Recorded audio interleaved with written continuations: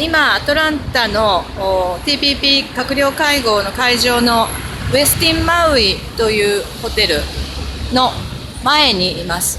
今日はですね、アメリカの NGO が中心になってこの会場の前で、閣僚や交渉官に対して、医薬品の問題、要するに特許の問題ですね、大企業が利潤を追求してこの特許の期間、医薬品のデータの保護期間ですけれども、これを今よりさらに延長すれば、患者さんたちはですね、これまで手に入っていたジェネリック薬が手に入らなくなる。つまりこれは病気が治らない、ないしは命が生きながられていたものがですね、一日一日と短くなってしまうという大変深刻な問題に直面してしまうわけです。で、今日はですね、そうしたことをここで訴えるわけなんですが、メインのスピーカーとしてはご自身もがんの患者さんでですね、お母さんでもあり、それから、学校の先生もしている彼女なんですけども、その方が来ています。この方ですね。で、彼女がこういうふうにT シャツを着て、訴えるというアクションもします。で、しばらく今日は中継をしていきたいと思います。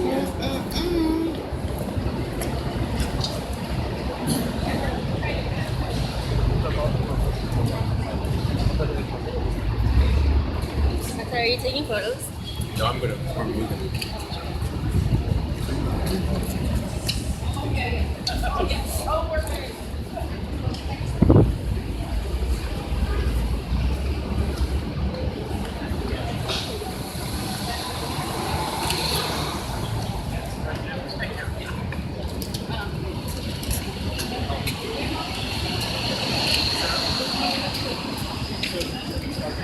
皆さんバナーを持ってるんですけども、ここに No TPP Death Sentence、それから、We can't wait 8 years、今これはデータの保護期間が8年で妥結しちゃうんじゃないかという、噂も流れていますけれども、もともとですね、マレーシアやオーストラリアなどの国は、3年や5年というもっともっと短い期間を要求しているわけですね。で、アメリカは12年を主張していて、その妥協で8年になるかもということが流れています。しかし、患者さんにとっては8年という時間はですね、本当に長い、ですからとても待てないということを訴えているわけですね。で、皆さんお揃いの T シャツをこういうふうに着て、実は私も今着てるんですけれども、アピールをしようとしています。彼女ががんの患者ご自身でもあり、そして今は戦うお母さんとしてですね、がんの女性たちの支援したり、さまざまな活動をしている方です。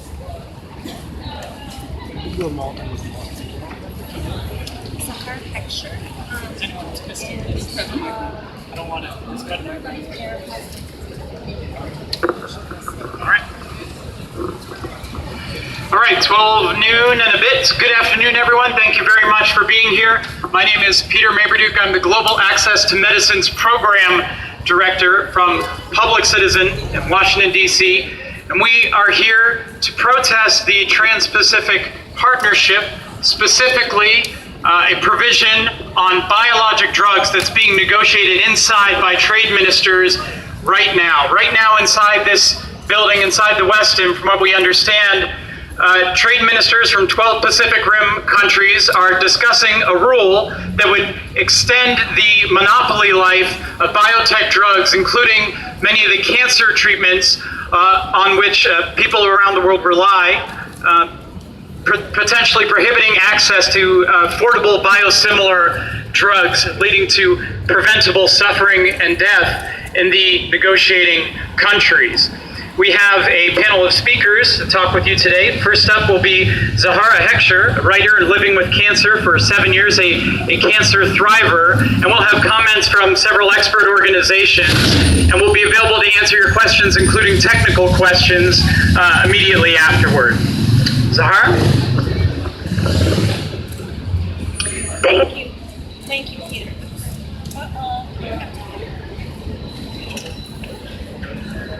Thank you, Peter. I am Zahara Heckscher. I'm a mother, a wife, a writer, and an educator. 7 years ago this week, I received the chilling news that I had invasive breast cancer. The diagnosis was especially devastating because my son was only 3 years old. But today, even though my cancer is considered advanced and my current treatment includes chemotherapy, I think of myself as a cancer thriver. My life is full and rich. I was able to be there for my son's 10th birthday party. I stay busy and productive with work, biking, stand-up paddling, as well as PTA meetings and taking my boy to baseball practice and soccer games.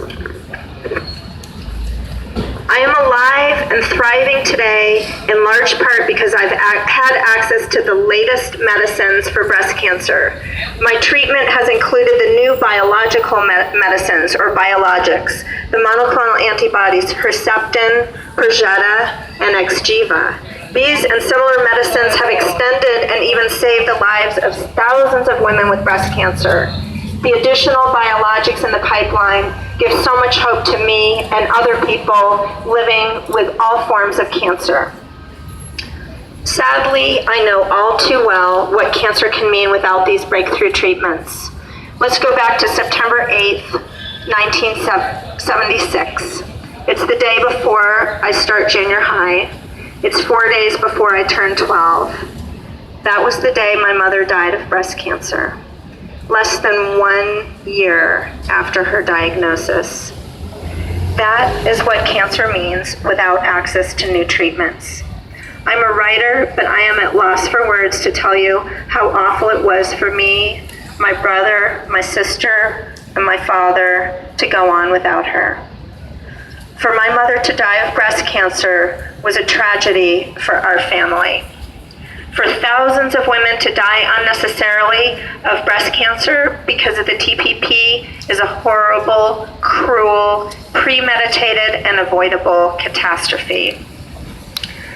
The majority of women with breast cancer are mothers. So breast cancer is not only an illness that strikes down women in their prime, it creates devastating effects on the children and partners of its victims, lifelong damage to families, because you can never fully recover if you lose your mother when you are a child. And that's why I am here. The provisions... That had to leave a room for people to walk. Move forward. You gotta move forward. Keep moving forward. Keep moving forward. Move forward. Yep. Thank you. The provisions under consideration by the TPP would allow drug monopolies on biologics for 8 years.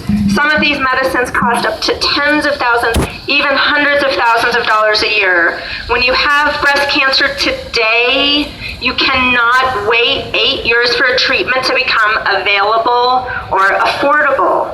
When you have cancer, even a 1 year delay in affordable medicine can be a death sentence. That's why we're calling this proposed provision of the TPP a death sentence clause. If it passes, thousands of women like me will die waiting. It also means here in the US, we'll be locked into long waiting times for affordable new medicines. Any efforts to reduce wait times could be struck down by undemocratic trade tribunals. This is unacceptable to me, to other people with cancer, and to our friends and families. You might ask, if I oppose extended monopolies, am I anti-research? No, of course not. I'm currently in a clinical trial. I'm happy to contribute my time and my cancer cells to scientific advancement. I have a degree in biology. I even worked as an intern in a research lab that made monoclonal antibodies. Medical research is keeping me alive. I am pro-research and pro-access.